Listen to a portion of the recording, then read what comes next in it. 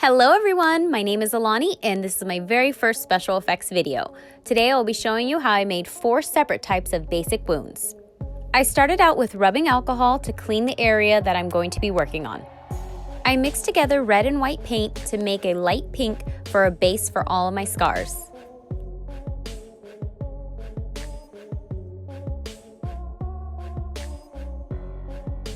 After the paint dried, I added on a thick layer of latex per each scar.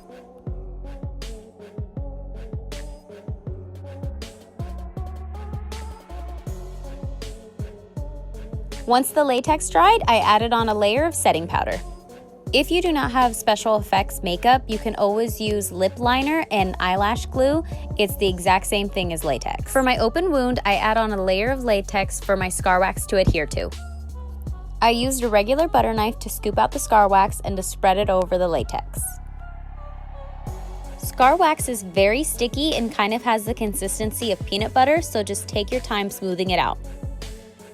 Once the scar wax was flattened, I used Vaseline to smooth out all the edges. I covered the back of the butter knife in Vaseline and used that to make a line in the scar wax. I also opened it up a little bit more in the middle. This part looks pretty scary, but it doesn't hurt at all. I then used a black paint marker to line the inside of the cut. Then I mixed together red and black to make a dark red and put inside the wound as well. After the paint dried, I added in some scab blood and some regular blood inside the wound and around it as well to add some irritation to the skin.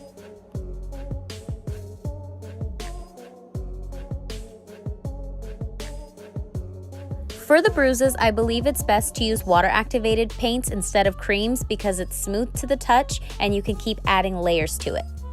For my first bruise, I mostly used just red tones and a little bit of purple to add some irritation to the skin. For my second bruise, it would be probably 2 or 3 days later when your bruise is at its darkest, and it uses a variety of colors. I start out in the middle with yellows and greens, and then around the edges I put more blues, reds, and purples. Then I use my finger to dab around it to smooth out all the edges and to make it look more realistic. I wanted the bruise to be darker, so I dabbed my finger in some black and smoothed that in.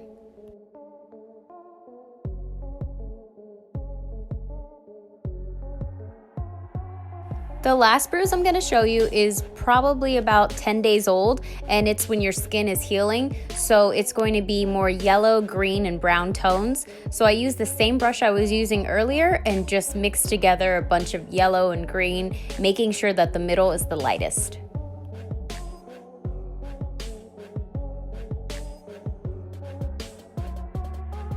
I had felt like my last bruise was a little too yellow, so I used a paper towel to dab off the excess paint.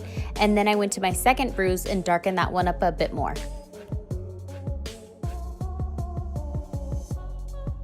After my bruises were all done, I used a Q-tip dipped in alcohol to clean off the edges. For my burns, I covered an entire patch of my arm in liquid latex. Then once that dried, I covered it up with some setting powder.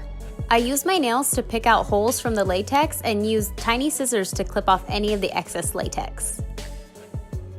Then I had covered all of the latex in black eyeshadow.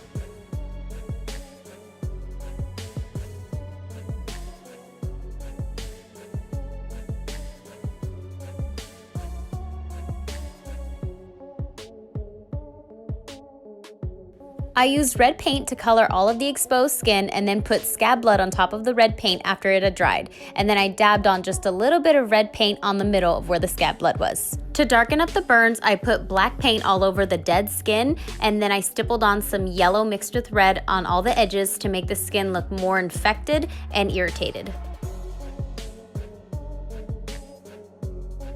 The last step for these burns is to dab on a little bit of yellow paint in the middle and smooth it out to make it look like exposed muscle.